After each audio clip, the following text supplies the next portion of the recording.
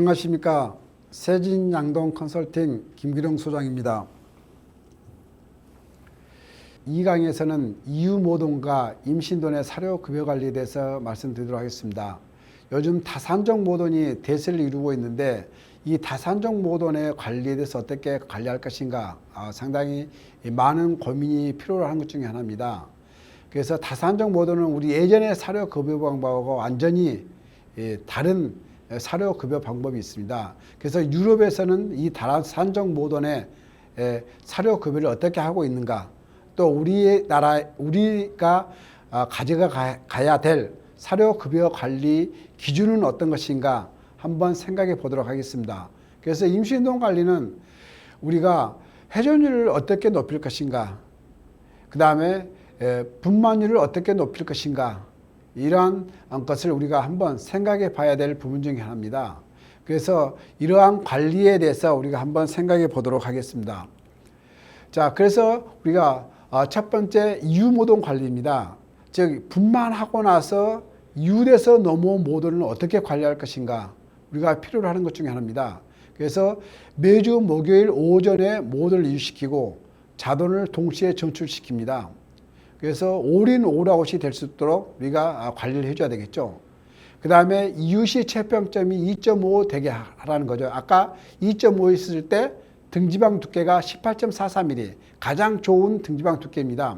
그런데 요즘 유럽산 모돈을 보면은 등지방 두께가 그렇게 나오지 않습니다. 그러면 등지방 두께를 높일 수 있는 방법, 즉 사료량을 좀 높은 사료를 우리가 먹였을 때 등지방을 높일 수 있는 부분들이 있죠. 그래서 분만사라, 번식사, 공용, 즉 분만사에 직접적인 영향을 미치는 것 중에 유시 체평점이죠.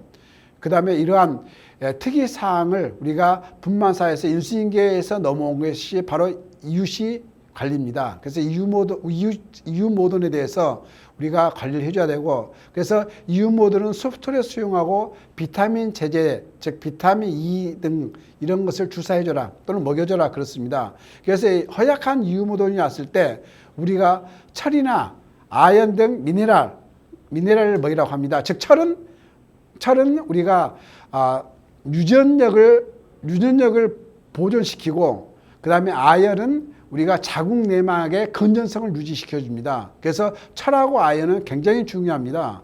그래서 이유모돈을 이렇게 우리가 관리해 주면은 우리가 번식성을 향상시킬 수 있는 부분들이 많습니다. 그래서 우리가 영양제를 먹여라, 미네랄을 먹여라 하는 이유가 바로 여기에 있습니다. 이렇게 먹이고 나면은 뭐예요? 이렇게 먹이면 발전 호르몬을 유도시켜줘서 발전 기를 단축시키는 그러한 결과도 영향을 미칠 수 있습니다. 그래서 우리가 이렇게 허약돈에 대해서 우리가 이렇게 영양제라든가 미네랄을 급여해줘서 우리가 배란수를 증가시켜서 산자수를 향상시키는 그러한 역할도 할 수 있는 것 중에 하나입니다. 바로 이게 이유모돈 관리입니다. 그래서 이유모돈 관리는 사료량을 최대한 유도시켜라, 즉 강정사양해라, 즉 체중 손실, 포유 기간 중에 체중 손실을 회복시켜라. 그래서 이유모돈부터 교배 시점까지는 우리가 포유된 사료를 먹이라고 합니다. 왜? 열량이 높은 사료를 급여라고 한 이유가 바로 배란수를 높여주는 역할을 하는 것 중에 하나입니다. 그런데 우리가 실질적으로 현장에서는 사료 섭취량이 그렇게 높지 않습니다. 그래서 이러한 이유모돈 관리를 우리가 어떻게 할 것인가, 우리가 신경 쓸 중에 하나가 바로 사료량을 최대한 먹여라, 우리가 먹일 수 있는 부분까지 먹여라, 그렇게 생각하는 중에 하나가 바로 강정사양입니다. 그 다음에 이유모돈을 운동과 격리시키고, 즉 이유모돈은 바로 후모돈사 옆에 두지 말라고 그럽니다.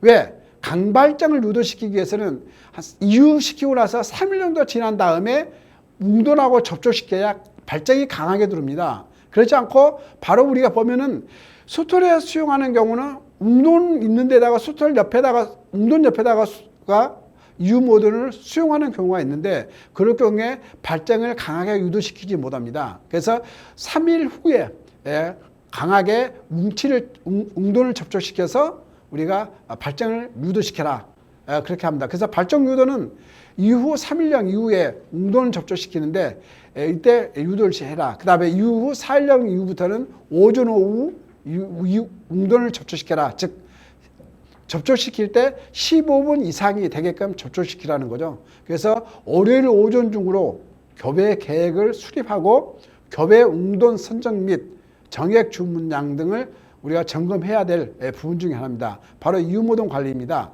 그래서 이유모동 관리가 이렇게 들어오면 우리가 임신돈 사료급여 표준표가 있습니다. 자, 이 표준표를 보면은요, 종전 사료, 급여 사료의 예입니다.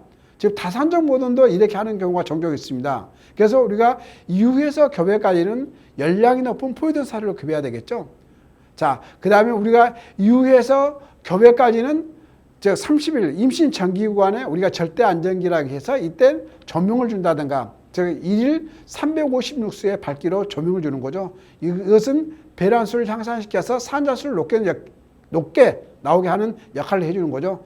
그래서 이때 2.0kg의 사료를 주라고 했습니다. 즉 그 다음에 임신 중기 30일에서 75일 구간, 그렇죠?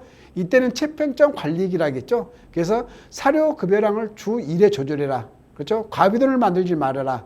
허약돈에 특별관리를 해라. 임신진단을 해라. 그래서 이때는 2.2에서 2.4kg를 주라고 그랬습니다. 그 다음에 75일에서 90일 구간은 유선 반려기간입니다. 분만사에서 무유증이 발생된 원인 중에 하나가 유선 반려기를 거치지 않고 사료량을 과다 급여했을 때 그런 문제가 많이 발생될 수 있습니다. 그래서 우리가 임신 유선 반려기를 꼭 가져가야 되는 것 중에 하나입니다. 그 다음에 90일에서 107일 분만하기 일주일 전까지 이때는 태아 성장기죠. 그래서 임신 말기관에 2.4kg에서 2.6kg를 줘라. 자, 이것은 종전 사료 급여입니다. 자, 여기서 말씀드릴 것 중에 하나 중요한 부분이 하나 있는데, 임신 말기에 사료량을 과다 급여했을 경우에 새끼를 낳고 나서 사료를 안 먹거나 못 먹어버리는 경우가 발생됩니다. 그래서 포유 기간 중에 체중 손실을 가져와서 이유하고 나서 발정이 지연되다든가 배란수가 감소돼서 생산 성적이 떨어진다든가 이러한 경우를 종종 볼 수 있습니다. 바로 임신사의 사료 급여량 관리가 바로 분만사하고 직결됐다는 것을 우리가 볼 수 있는 것 중에 하나입니다. 바로 그래서 임신원의 사료 급여 표준표인데, 이것은 우리가 종전 급여 사료의 예를 보여주는 것 중에 하나인데, 아직도 많은 농장에서 또는 다산적 모돈을 가지고 이러한 사료 급여량을 가지고 관리하고 있는 농장들이 있어서 이 사료 급여표를, 종전 사료 급여표를 보여주는 것 중에 하나입니다. 그러면 유럽의 경우에는 어떻게 관리하고 있는가, 몇 개의 나라의 예를 들어보도록 하겠습니다. 네덜란드 같은 경우는 교배시켜서 30일까지 1일 2.6kg의 사료를 급여합니다. 그 다음에 30일에서 84일 구간은 2.2kg를 급여합니다. 84에서 분만사에 입시가기 전, 즉 107년까지는 3.2kg를 급여하고 있습니다.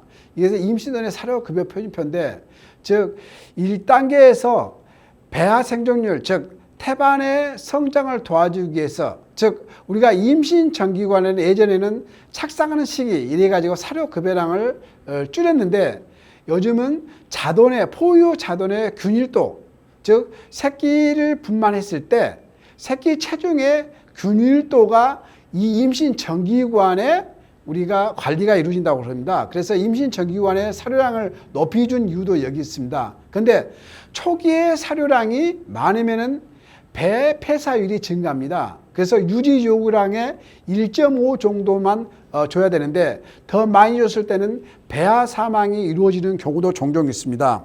그래서 이러한 경우에는 이전 산차에서 체중 손실이 빠르게 회복하고 배아에 충분한 영양을 공급하기 위해서 우리가 임신 전기에 사료량을 많이 줍니다. 그래서 근래 유럽에서는 임신 전기관에 사료량을 많이 준 이유는 자돈의 균일도, 그 다음에 체중 손실을 회복시키기 위한, 포유 기간 중에 체중 손실을 회복시키기 위한 임신 전기관에, 그래서 배아 생존율을 높이기 위한 사료 급여량이 필요로 하는 겁니다. 그래서 네덜란드 같은 경우는 이렇게 하고 있고, 2단계 즉 30일에서 84일 구간은 유지 시기입니다. 그래서 체평점을 조절하는 시기입니다. 그래서 이때 체평점을 완전하게 조절해 주는 거죠. 그래서 3단계에서는 자돈의 생체중이 증가하죠. 즉 우리가 20%가량을 더 먹이라고 한 이유는 자돈의 생체중을 높이기 위한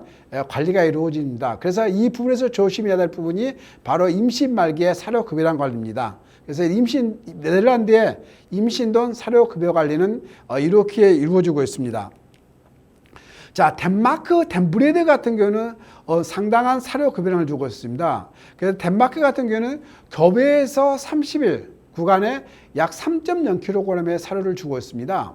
그래서 그 다음에 유선 반육기간의 사료량을 1.8에서 즉 2.2kg까지 다양하게 주고 있죠. 그래서 초산돈이나 허약돈 또는 정상적인 모돈 같은 경우에 이렇게 30일에서 85일 구간에 이렇게 주고 있죠. 그 다음에 다시 말기 구간 분만 들어가기 약 6일 전 구간에 우리가 약 다시 3.0kg를 주고 있습니다. 그래서 덴마크 브랜드의 임신돈 사료 급여 관리는 자 이렇게 이루어지고 있습니다. 그래서 이러한 부분들.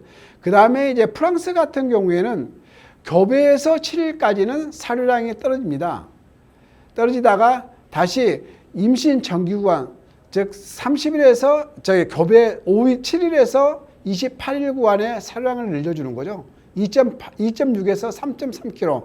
그래서 교배에서 첫 구간 7일까지 구간은 사료량을 줄였다가 다시 28일 구간까지는 사료량을 올려주는 거죠. 다시 80일에서 90일 구간까지는 즉 체형 유지 기간 또는 유선 반육 기간의 사료량을 다시 떨어뜨렸다가 다시 말기 구간에 사료량을 높여주는 그러한 관리를 하고 있습니다. 그래서 경산돈과 초산돈의 관리가 이루어지는데 보통 초산돈은 경산돈보다 200g 내지 300g 정도 줄여서 관리하고 있습니다. 바로 프랑스의 사료급여 관리입니다. 그러면은 이러한 관리를 총 종합해서 봤을 때, 자, 그러면 임신기의 사료 관리 급여는 모돈의 체중 또는 체형 또는 단열, 바닥 상태 또는 환경적인 요인, 계절적인 요인 등에 따라서 차등 적용될 수 있죠. 그래서 충분한 급수가 또 매우 중요한 부분입니다. 그래서 우리가 어떤 기준을 가지고 할 것인가, 이제 이런 것도 중요한데, 이제 제가 그 종돈장에서 근무했을 때, 근래까지 근무했습니다만은, 종돈장에서 근무했을 때 급여 표준표는 이렇게 간 게 가장 적정하지 않나 생각되는 것 중에 하나입니다. 그래서 우리가 교배에서 5일까지는 약 1.5kg 정도로 가져갑니다.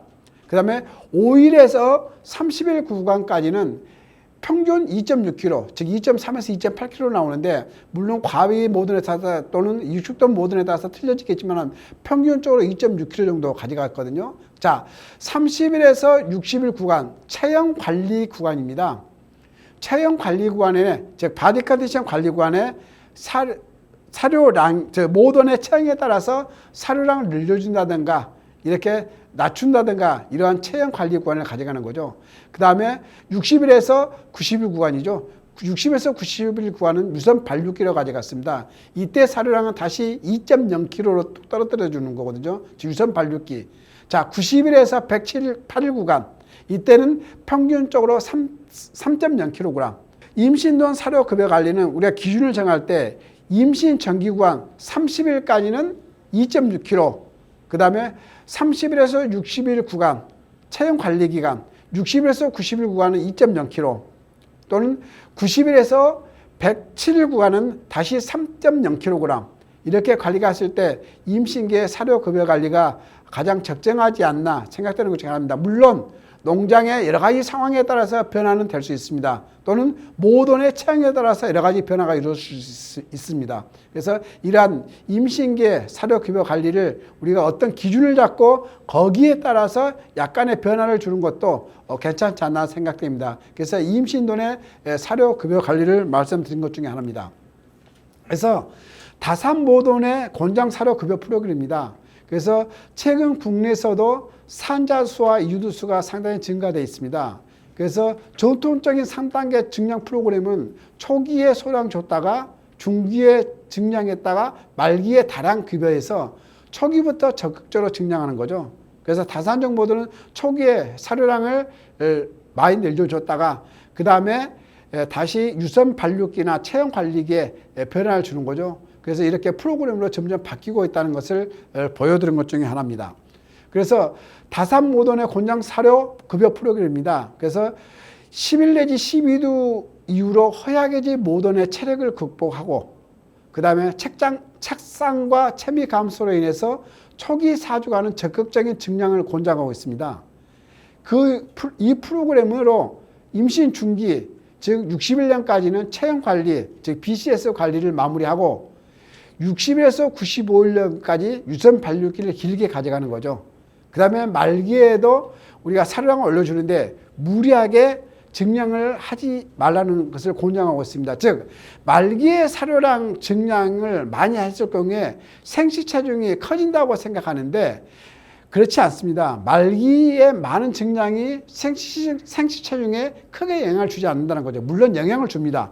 그렇지만 포유 중 사료 섭취량 감소 등 문제점이 많다는 거죠. 제가 무유증이라든가 또는 여러 가지 문제를 사료 섭취량이 부족하면은 체중 손실이 커지기 때문에 이유시켰을 때 모던에 영향을 미칠 수 있는 부분들이 많기 때문에 말기 사료량에 크게 많이 주지 말라는 겁니다. 그래서 생체중에 크게 영향을 미치지 않기 때문에 다산적 모던 같은 경우에 곤장 사료 급여 프로그램은 점차 변화되고 있다는 거죠. 바로 유럽산 돼지 모던 관리에 이런 관리 프로그램을 한번 여러분 농장에서 적극적으로 한번 적용해 보는 것도 내 농장의 생산 성적, 즉 모던의 바디 컨디션 이러한 것과 직접 연관되기 때문에 관리에 좀 더 신경 써주면서 우리가 사료 급여 관리에 들어가면 좋겠습니다. 이상입니다. 감사합니다.